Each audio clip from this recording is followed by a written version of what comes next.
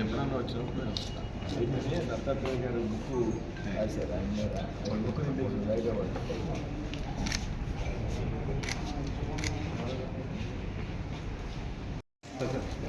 Writer కూడా తెచ్చారు.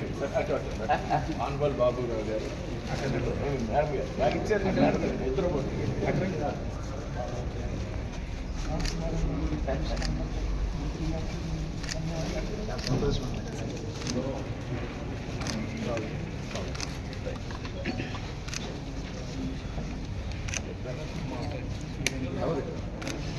Right and thank you.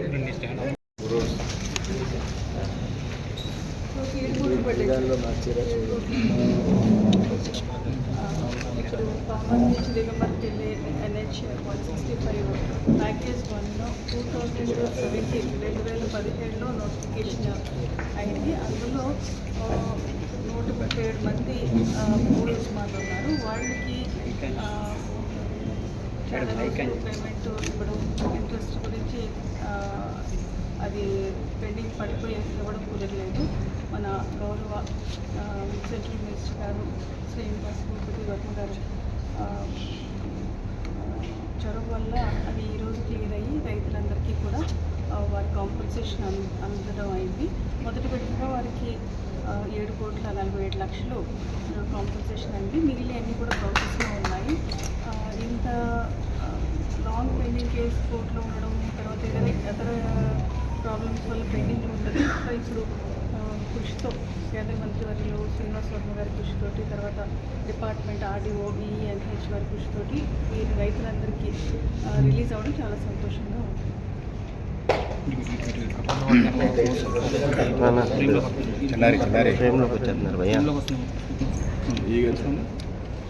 National highway ఈ గారు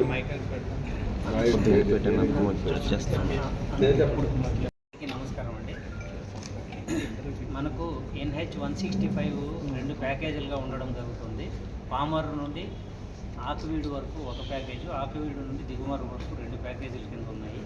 అందులో మొదటి ప్యాకేజీలో ఉన్నటువంటి 5.5 కిలోమీటర్లు ఆకువీడు మండలంలో ఉన్నటువంటి వీటి గురించి మనకు దాదాపు 29 ఎకరాల ల్యాండ్కు గాను 24.89 కోట్ల పరిహారం ఇప్పుడు రైతులకు చెల్లించడం జరుగుతుంది.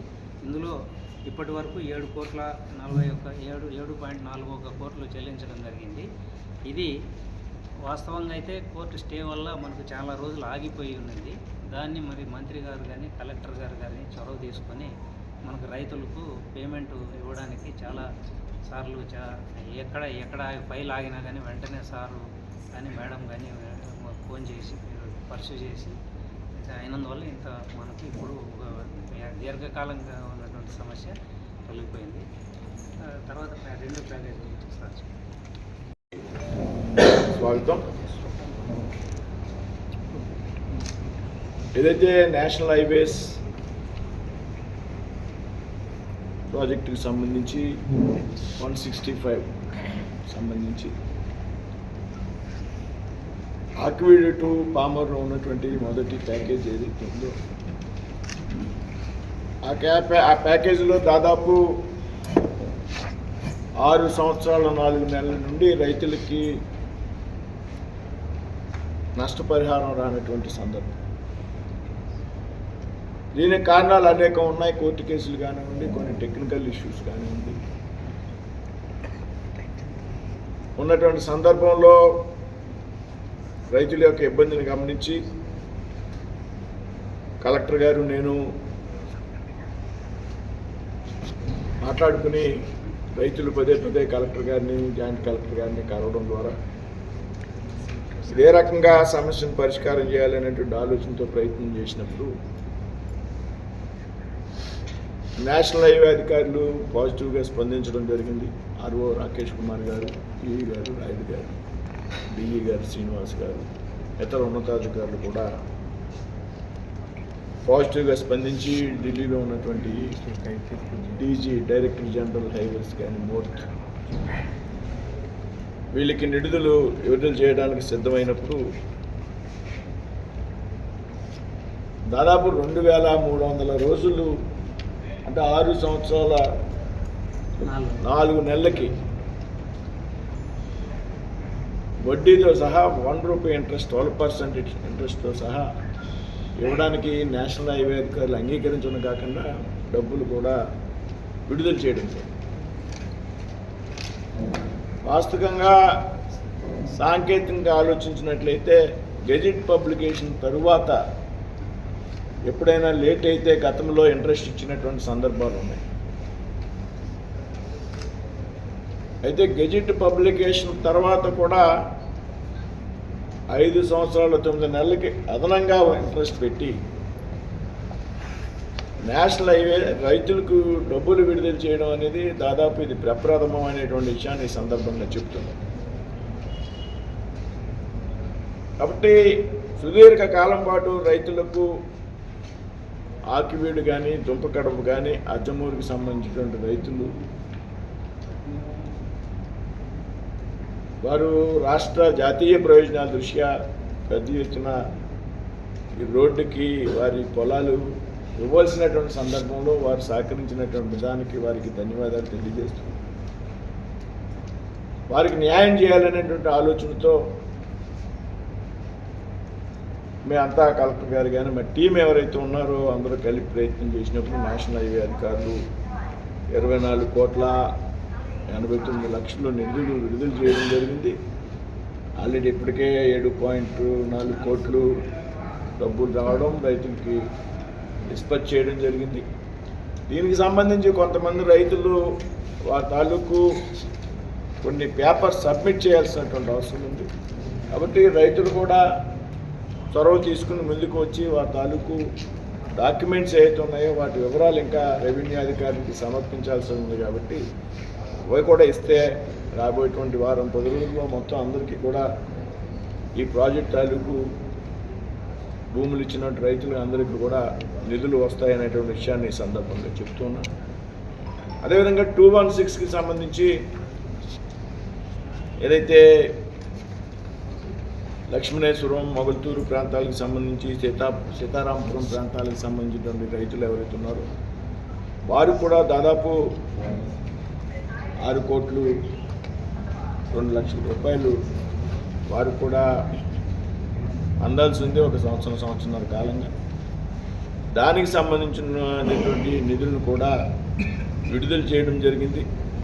కొంతమందికి డిస్పచ్ చేయడం జరిగింది. రాబోయేటువంటి 10 రోజుల్లో వారికి కూడా రైతులకు ఎవరైతే మొగల్తూరు, లక్ష్మణేశ్వరం, సీతారాంపురం గ్రామంలో ఉన్నటువంటి రైతులకు అందరికీ కూడా నిధులు విడుదలవ్వడానికి సిద్ధంగా ఉన్నాయనేటువంటి విషయాన్ని ఈ సందర్భంగా తెలియజేస్తూ ఉన్నాము. ఇకపోతే మీ అందరికీ తెలుసు ఏదైతే 165 ప్రాజెక్ట్ 2కి సంబంధించి ఫేజ్ 2కి సంబంధించి మనకైతే అజ్జమూరు నుంచి పాలకొల్లు దిగమరు వరకు ఉన్నటువంటి గత 20 సంవత్సరాలుగా అనేక కారణాల వల్ల భీమవరానికి ఆ ప్రాజెక్టులోనే భీమవరం బైపాస్ రోడ్డు కూడా ఉంది. భీమవరానికి దాదాపు జిల్లాలో అన్ని ప్రాంతాలకు కూడా బైపాస్ రోడ్లు వచ్చినప్పటికీ భీమవరం ప్రాంతానికి ఈ రోజు వరకు కూడా బైపాస్ రోడ్ లేకపోవడం మనందరికీ కూడా తెలుసు. Educational hub, medical hub, political head quarter, ఒక ప్రధానమైనటువంటి నగరంగా ఉన్నటువంటి భీమవరానికి బైపాస్ లేకపోవడం అనేది మనందరికీ కూడా తెలుసు. దానికి ఏ రకంగా మన ప్రాజెక్టును తీసుకురావాలనే ఆలోచనతో ముందుకెళ్ళినప్పుడు కలెక్టర్ గారు మేము చాలాసార్లు మాట్లాడుకున్న తర్వాత నేషనల్ హైవే అధికారులు, రైల్వే అధికారులు అందరూ కూడా కూర్చుని ఒక కొత్త అలైన్మెంట్తో పనులు త్వరితగతిన పూర్తి చేయాలని అన్నటువంటి ఆలోచనతో ఒక ప్రపోజల్ సిద్ధం చేయడం, దాన్ని అంగీకరించడం.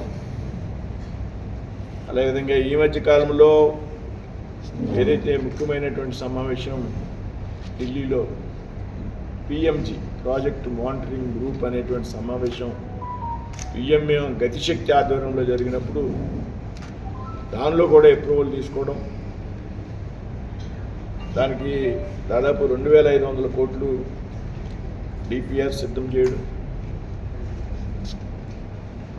ఇంకా రాబోయేటువంటి రోజుల్లో అది క్యాబినెట్ అప్రూవల్కి వెళ్ళాల్సినటువంటి అవసరం ఉంది. దానికి కూడా తగిన ఏర్పాట్లు ఢిల్లీలో చేస్తున్నాం. నేషనల్ హైవే సెక్రటరీ గారితో కూడా కలిసి, ఉమాశంకర్ గారితో. అది కూడా త్వరలోనే రావడానికి సిద్ధంగా ఉంది. కొన్ని గెజెట్ పబ్లికేషన్స్ కూడా రిలీజ్ అవుతూ ఉన్నాయి. కాబట్టి ఈ ప్రాజెక్టుకి సంబంధించి కూడా దాదాపు 2,500 కోట్లు, 45 కిలోమీటర్లు, దాదాపుగా 4 లైన్స్. దిగమరి నుంచి ఒరిజినల్గా 2 లైన్ ఉంది, అది దాన్ని 4 లైన్ చేసాం.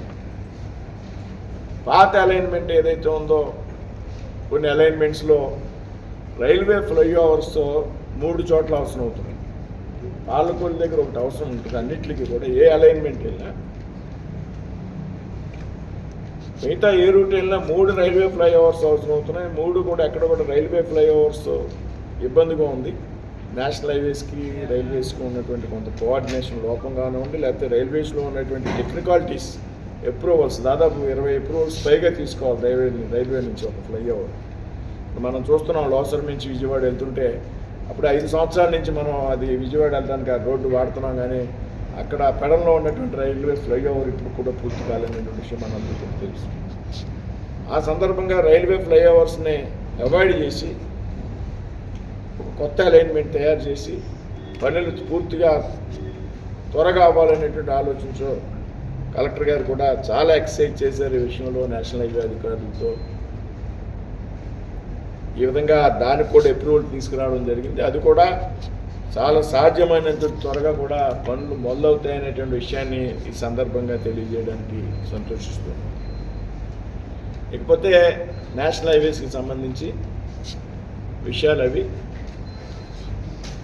ఇకపోతే రైల్వేకి సంబంధించి మన నర్సాపురం ప్రాంతం పూర్తిగా నేషనల్ హైవేస్ విషయంలో, బైపాస్ విషయంలో, రైల్వేస్ విషయంలో పూర్తిగా వెనకబడి ఉందనేటువంటి విషయం వాస్తవం. దానికి కారణాలు అనేకం ఉంటాయి. నేను పార్లమెంట్ సభ్యుడిగా బాధ్యతలు స్వీకరించాక ఎట్టి పరిస్థితుల్లోనే కేంద్రం చేతిలో ఉన్నటువంటి ప్రాజెక్టులు, నేషనల్ హైవేస్ కానీ రైల్వేస్ కానీ, వీటిని త్వరితగతిన పూర్తి చేయాలనేటువంటి ఆలోచనతో పూర్తిగా కూడా దృష్టి పెట్టడం జరిగింది. రైల్వేకి సంబంధించి పెద్ద అచీవ్మెంట్స్ మనం ఈ మధ్యకాలంలో సాధించడం జరిగింది. ఆల్రెడీ కేంద్ర ప్రభుత్వం ప్రాజెక్ట్ ఏదైతే ఉందో, నేను ఎంపీ కాకముందే కూడా మన పార్లమెంట్లో 3 railway stations Amrit Bharat railway stations కింద అభివృద్ధి చేయడం జరుగుతూ ఉంది.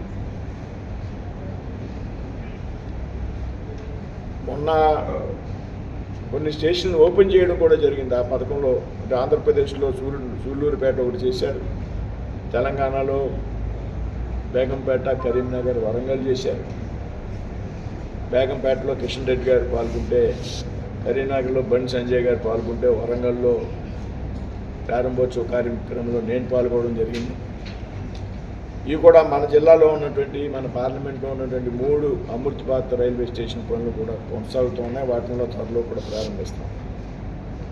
ఇకపోతే ఈ మధ్యకాలంలో రైల్వే ఫ్లైఓవర్స్ ఏదైతే మనం ఏం దృష్టి పెట్టలేదు, మీ అందరికీ కూడా తెలుసు, భీమవరం లూప్ లైన్లో కాబట్టి కొంత గ్రాంట్స్ విషయంలో కానీ రైల్వే ఇదంతా కూడా కొంత నెమ్మదిగా నిలిచేటువంటి పరిస్థితి. ఈ మధ్యకాలంలో తాడేపల్లిగూడానికి 3 ఫ్లైఓవర్లో మన పార్లమెంట్లో శాంక్షన్ కావడం జరిగింది. 4వ ఫ్లైఓవర్ విషయంలో కూడా అక్కడ ఆర్ఓబి అనేటువంటి విషయంలో కొంత సందిగ్ధత ఉంది, అది పెండింగ్ పెట్టడం జరిగింది. ఏదైతే దాదాపు హైవే మీద ఉన్నటువంటి తాడేపల్లిగూడ అసెంబ్లీలో ఉన్నటువంటి ప్రతిపాడు దగ్గర 90 కోట్లతో ఒక ఆర్ఓబి, 90 కోట్లతో ఒక ఆర్ఓబి, అలాగే నవాబుపాలెం దగ్గర 52 కోట్లతో ఒక ఆర్ఓబి, అలాగే ఆరుళ్ళ దగ్గర 66 కోట్లతో ఒక ఆర్ఓబి ఆల్రెడీ మంజూరయ్యాయి. జోలపాలెం దగ్గర ఉన్నటువంటి ప్రాంతంలో టెక్నికల్గా ఆర్యూబీని వాళ్ళు అప్రూవ్ చేస్తే నేను అది ఆర్ఓబీగా మార్చాలని రైల్వే అధికారులతో మాట్లాడడం వల్ల అది పెండింగ్ పెట్టడం జరిగింది. త్వరలో అది కూడా శాంక్షన్ అవ్వడానికి సిద్ధంగా ఉంటుంది. దాన్ని ఆర్ఓబీ చేయమన్నాను. కాబట్టి రైల్వేకి సంబంధించి, అలాగే భీమవరానికి సంబంధించి నేను దాదాపు 11 ఫ్లైఓవర్లు పెట్టాను. అవి కూడా నెక్స్ట్ స్టేజ్లో అప్రూవల్ కావడానికి కావాల్సినటువంటి డిపిఆర్లు చేయించాం, అధికారులతో సర్వేలు చేయించాం. నరసాపురం పార్లమెంట్లో దాదాపు నేను ఒక 40 ఫ్లైఓవర్లని రికమెండ్ చేయడం జరిగింది. పార్లమెంట్ మొత్తం చెప్తున్నా, ఆ తణుకులో కానివ్వండి, మండపేట దగ్గర తలుగు మండపాటి దగ్గర ఉన్నటువంటి కానీ, లేకపోతే రేలింగ్ కానివ్వండి, లేకపోతే హత్తిలు కానివ్వండి, ఇలాగ రకరకాలు, నరసాపురం కానివ్వండి, భీమవరంలో సంబంధించి ఇప్పుడు మనందరికీ తెలుసు, ఇప్పుడు ఉన్నటువంటి బైపాస్లో రైల్వే గేట్ అత్మాని వేసి ఉండేటువంటి పరిస్థితి. అక్కడ ఆర్వీబీలు అయితే అనుమతులు అయితే ఇబ్బంది ఉంది, వాటర్ సీపేజ్ ఉంటుంది. ఆర్ఓబీ అయితే కొన్ని ఇబ్బందులు వస్తున్నాయి, లెంగ్త్ జరుపుకోవడం లేదు. బాడీ రోడ్డుకి దిగాలి, అటు బీవీ రాజు గారి స్టాచ్యూ దగ్గర దిగాలి, లెంగ్త్ ఇబ్బంది వస్తుంది. కాబట్టి టెక్నికల్గా ఏ విధంగా చేయాలనేటువంటి విషయం మీద దాని మీద ఎక్సర్సైజ్ చేస్తున్నారు. ఏదేమైనా అక్కడ ఒక ఆర్ఓబీ, వాడవీల్ గేట్ దగ్గర ఒక ఆర్ఓబీ, అలాగే అక్కడ కాస్మోపాలిటన్ క్లబ్కి వెళ్ళే చోట ఒక ఆర్ఓబీ, ఇలాగా చాలా ఆర్ఓబీలు భీమవరానికి సంబంధించి డిపిఆర్లు కూడా తయారవుతున్నాయి. మరి రైల్వే మినిస్టర్ గారితో ఉన్నటువంటి పరిచయాలు కానివ్వండి, ముఖ్యంగా కేంద్ర మంత్రి కిషన్ రెడ్డి గారు, అశ్విని వైష్ణవ్ గారితో ఉన్నటువంటి సన్నిహిత సంబంధాలు కానివ్వండి, వీటన్నిటి ఆధారంగా రైల్వేలో కూడా పెద్ద ఎత్తున ఈ నియోజకవర్గానికి నిధులు తీసుకొచ్చి ఆర్ఓబీలు నిర్మించడానికి ప్రయత్నాలు చేస్తాం. ఇందులో తప్పనిసరిగా సక్సెస్ఫుల్గా పనులు పూర్తయ్యేటువంటి నమ్మకం, విశ్వాసం కూడా నాకు ఉంది. ఇందులో ఏమాత్రం కూడా అనుమానం లేదు. ఈ విధంగా కేంద్ర ప్రభుత్వానికి సంబంధించి ప్రాజెక్టుల విషయంలో ఏమాత్రం కూడా అశ్రద్ధ లేకుండా నిరంతరం అధికారులతో మాట్లాడుతున్నాం. కాకపోతే ఇక్కడ రైల్వే హాల్స్కి సంబంధించి మనకు ప్రజలకి కొన్ని అవసరాలు ఉన్నాయి. హాల్స్కి సంబంధించి కూడా పూర్తిగా ప్రయత్నాలు చేస్తున్నాం. చాలా వరకు సఫలీకృతమయ్యాం. రిజల్ట్ రావడానికి ఒక 4 రోజులు 2 నెలలు పట్టేటువంటి అవకాశం ఉంది. ఏదైతే చెన్నై నుంచి విజయవాడ వరకు వచ్చేటువంటి వందే భారత్ ఎక్స్ప్రెస్ ఉందో దాన్ని నర్సాపూర్ వరకు పొడిగించాలి. ముందు భీమవరం వరకు అనుకున్నాం, కొన్ని టెక్నికాలిటీస్ అడ్డొచ్చాయి. అదేవిధంగా హైదరాబాద్ నుంచి వైజాగ్ వెళ్ళేటువంటి వందే భారత్ ఎక్స్ప్రెస్ని తాడేపల్లిగూడెంలో హాల్ట్ ఇవ్వాలనేటువంటి విషయం మీద ఎక్సర్సైజ్ చేసాం. పేపర్ వర్క్ అయ్యింది. కొన్ని ముఖ్యమైనటువంటి అప్రూవల్స్ తీసుకోవాల్సి ఉంది. రైల్వే ట్రాఫిక్ సంబంధించి చాలామంది ఏంటంటే హాల్ట్ ఇవ్వడం అనేది అడిగిన తీసి రైల్వే ప్రత్యేక హైవేస్, ఆర్టీసీ బస్సులు ఇవన్నీ వేరే. రైల్వేలో ట్రాఫిక్ అడ్జస్ట్ అవ్వాలి. ఆ ట్రాక్ మీద ఉన్నటువంటి ట్రాఫిక్ ఆధారంగా హాల్ట్స్ ఇవ్వాలి.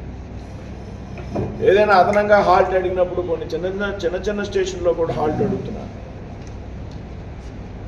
కనీసం 5-10 కూడా ఎక్కని రైల్వే స్టేషన్ చాలా ఉన్నాయి ప్యాసింజర్స్. అటువంటి చోట్ల కూడా కొంతమంది హాల్ట్ అడుగుతున్నారు. దయచేసి గమనించాలి. ఏదైతే ముఖ్యమైనటువంటి ట్రైన్లు ఉన్నాయో, నాగర్ సోయల్ ఉంది, గతంలో వీరవాసం ఆగేది తీసేశారు, అడుగుతున్నాం. అదేవిధంగా నర్సాపూర్ నుంచి వైజాగ్ వెళ్ళేటువంటి ట్రైన్లు కొంచెం రష్ ఉంటాయి, అడుగుతున్నాం. వందే భారత్ అడుగుతున్నాం.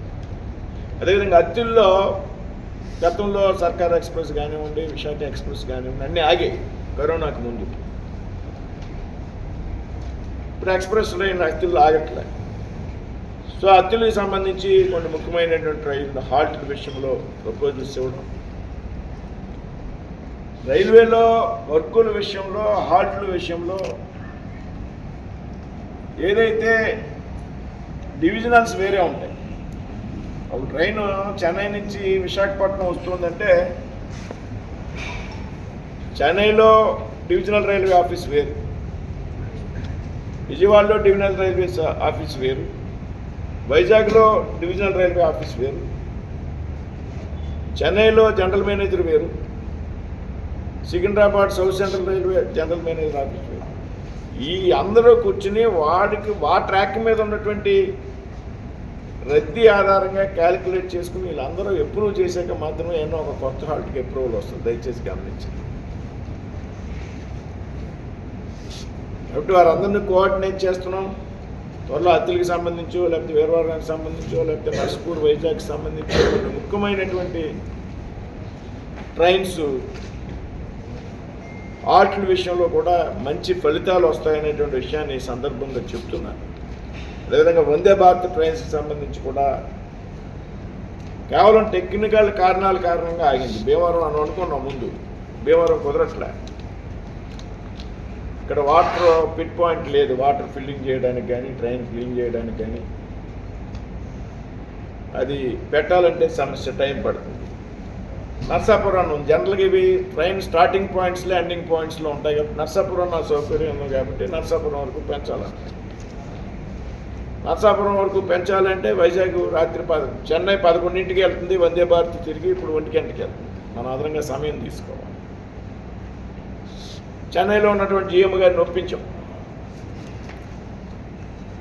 కాబట్టి ఇవన్నీ కూడా రాబోయేటువంటి రోజుల్లో రైల్వే సంబంధించి ట్రైన్స్ హాల్ట్స్ విషయంలో కూడా ముఖ్యమైనటువంటి పట్టణాల్లో అత్తిలాగాలి, న్యాయం ఉంది. దాన్ని కూడా టెక్నికల్గా చెప్తారు. అత్తిలికి తణుక్కి ఒక 10 కిలోమీటర్లోపు 8 కిలోమీటర్లు 10 కిలోమీటర్ల దూరం వస్తుంది కాబట్టి అంటే నేను ఎక్స్పెరిమెంటల్గా ఆపమని అడిగాను. అత్తిల్లో కొంత వ్యాపారానికి సంబంధించి వ్యాపార వర్గాలు ఉన్నాయి, ఎక్స్పెరిమెంటల్గా ఆపండి ఒక 3 నెలలు. దాన్ని బట్టి వైబిలిటీని బట్టి మనం ప్లాన్ చేయాలి. అసలు గతంలో ఆగి ట్రైన్స్ అభివృద్ధి చాలా డబ్బు ఖర్చు పెట్టాం, కానీ ట్రైన్లు ఆగట్లేదు. అక్కడ ఉపయోగం ఏంటి, ఎందుకు మనం స్టేషన్ అభివృద్ధికి డబ్బులు ఖర్చు పెట్టాం అనేటువంటి విషయంలో అధికారులు పాజిటివ్గా స్పందించారు. కాబట్టి ఆర్ట్ల విషయంలో కూడా త్వరలో సత్ఫలితాలు సాధిస్తామనేటువంటి విషయాన్ని ఈ సందర్భంగా చెప్తున్నాం. సార్, రైతులందరికీ అందరికీ మా ఆకివీడు రైతుల తరఫున హృదయపూర్వక ధన్యవాదాలు, శుభాకాంక్షలు, ఆనందాన్ని తెలియజేస్తూ ఇంత మహత్తరమైన కార్యక్రమానికి పూనుకున్న పెద్దలు, మిత్రులు, ఎన్నోసార్లు తినేసుకుంటారు ఆర్టీఓ గారికి అందరికీ నా హృదయపూర్వక నమస్కారాలు. 200 మంది రైతులు సుదీర్ఘంగా 6-7 సంవత్సరాల నుంచి ఎదురు చూసి 1 సంవత్సరంలో మీరు సాధించగలిగారు. మీకు ప్రత్యేకమైన ధన్యవాదాలు మేడం. మేము కృతజ్ఞత చెప్పుకుంటాకి మీ దగ్గరికి వచ్చాం. ఈ ఆనందాన్ని మీతో షేర్ చేసుకోవాలని మేము ఈరోజు ఈ కార్యక్రమానికి అటెండ్ అవ్వడం జరిగింది. పాత్రికేయులు కూడా 1 సంవత్సరం కాలంలో మాత్రం సార్ చెప్పారు రైల్వేల గురించి, ఈ ఎన్హెచ్ల గురించి. ఈ 2 కూడా ఎప్పటి నుంచో ఎంతో ప్రెస్టేజెస్ ఉన్న భీమవరం కాన్స్టిట్యున్సీ నర్సాపురం పార్లమెంటులో స్టార్టింగ్ పాయింట్ నుంచి ఎండింగ్ పాయింట్ దాకా నర్సాపురం పార్లమెంట్ చేశారు. ఈ ఘనత మీకే దక్కుతుంది. అలాగే ఆర్బీఐలు కూడా మీరు తీసుకునే నిర్ణయాలకి ఎప్పుడు చూస్తామనే ఆశలు మీ ద్వారా ఈ 4 సంవత్సరాలు పూర్తయ్యాలనే సంకల్పం మట్టుకు మాకు ఉంది. అలాగే మీరు ఒక విలేజ్ని మర్చిపోయారు. మా ఆకివీడు ఉంది కాన్స్టిట్యున్సీలో 4 ఆర్ఓబీలు ఉన్నాయి. దాంట్లో మెయిన్ అక్కడ మీకు అవకాశాన్ని బట్టి అండర్ పాస్ కానీ ఖచ్చితంగా ఒకటి మట్టికి ఒక ROB compulsory sir. Kalavapudi to Ganapuram KG road, దానికి అక్కడ లాట్ ఆఫ్ ఎన్నో ట్రాన్స్పోర్టేషన్ కానీ ఒక డేట్ అయితే 100,000 వెహికల్స్ అక్కడ స్టాండ్ బై ఉన్నాయి. ఇప్పుడు ఏ స్ఫూర్తితో ఈ వర్క్ సాధించారో మాకు ఆ విధంగా కూడా మాకు సహకరించి ఆ ఘనత కూడా మీకు దక్కాలని సభాముఖంగా మేము కోరుతున్నాం. నా పేరు విశ్వేశ్వరరావు. గతంలో 7 సంవత్సరాల నుంచి మేము ఎన్నో ఇబ్బందులు ఎదుర్కొన్నాము. ఎందుకంటే రైతులు పొలాలు గవర్నమెంట్ చేసుకుంది, వాళ్ళకి డబ్బులు రావు అని ఎంతోమంది హ్యాండిల్ చేశారు. ఆ హ్యాండిల్ అంతా పటాబందులు చేశారు. మన బీజేపీ వర్మ గారు, కలెక్టర్ గారు, అలాగే ఆర్టీఓ గారు, మన డిఈ గారు అందరూ కూడా అన్నీ పటాబందులు చేసి అమౌంట్ ఫస్ట్ ఫేజ్లో సుమారుగా 6 కోట్లు చిల్లర 7 కోట్ల వరకు అమౌంట్ వచ్చే విధంగా చేశారు. దానికి మా దుంపడపు గ్రామం తరఫున మా పెద్దలందరి తరఫున కూడా నేను ఎంతో ఆనందం వ్యక్తం చేస్తూ వీరికి మరి నేను ఇంకొక చిన్న విన్నపం ఏంటంటే మా దుంపడప అండర్ పాస్ అని అంటున్నారు సార్, అది అండర్ పాస్ అయ్యేటట్టుగా మన వర్మ గారు చేసి పెట్టాలని చెప్పి ఆయన్ని సదా పెట్టుకుంటున్నాం సార్. ఎందుకంటే మాకు చాలా ఇబ్బంది ఉంది సార్, ఎందుకంటే అవతల నుంచి అవతల రావాలంటే అది కైకలూరులో స్టార్ట్ అయితే బండి ఆకిలో గేట్ వేసేస్తున్నారు దుంపడపలో. మినిమం 25 నిమిషాలు పడుతుంది సార్ ఆ గేట్.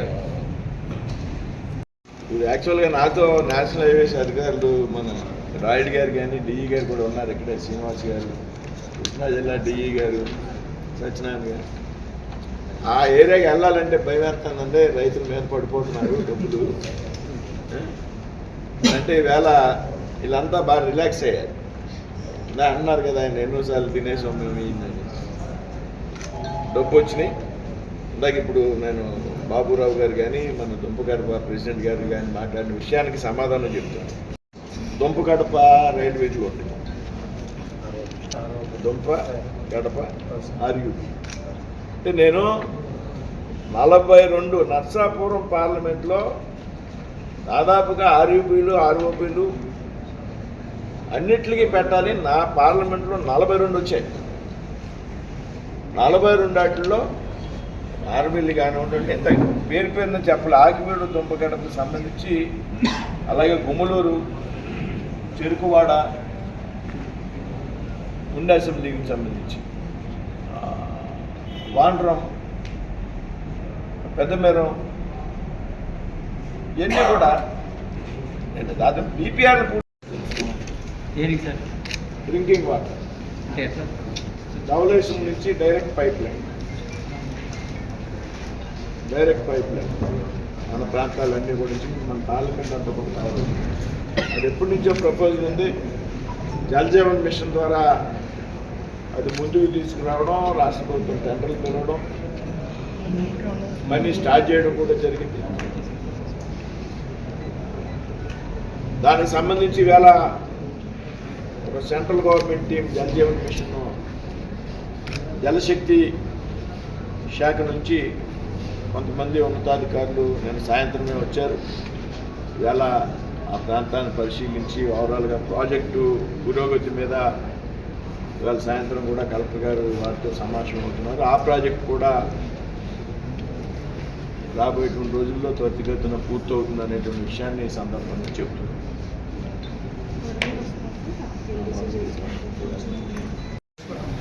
అదేదైతే దిగమర్రి రోడ్డు ఆకివీడు వరకు ఫేజ్ 2 కానివ్వండి, వేళ రైతులకు వచ్చినటువంటి నష్టపరిహార విడుదలలో వడ్డీతో సహా ఇప్పించడం అనేది హైవే చరిత్రలో 6 సంవత్సరాలు 4 నెలలకే వడ్డీ ఇవ్వడం అనేది హైవే చరిత్రలో లేదు. నేషనల్ హైవేస్ నోర్త్ కానీ నేషనల్ మొట్టమొదటిసారి మన ప్రాంతంలో వచ్చింది. దీనికి పెద్ద ఎత్తున కృషి చేసినటువంటి ఆరో గారు మొన్న వచ్చి వెళ్ళారు వ్యవహారం లాస్ట్ వీక్. ఈఈ గారు, రాయుడు గారికి రైతుల తరఫున రండి బాబురావు గారు, రైతుల తరఫున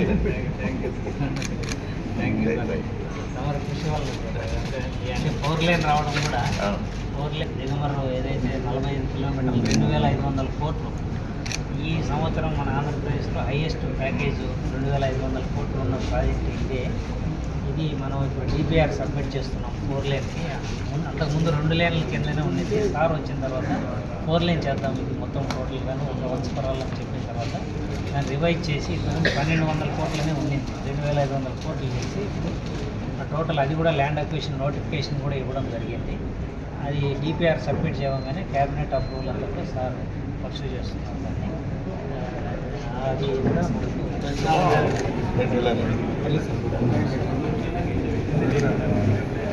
ఇటు చూడండి సార్. ఈయన డిఈ గారు మన ఇక్కడ సంబంధించి ఫేజ్ 2కి సంబంధించి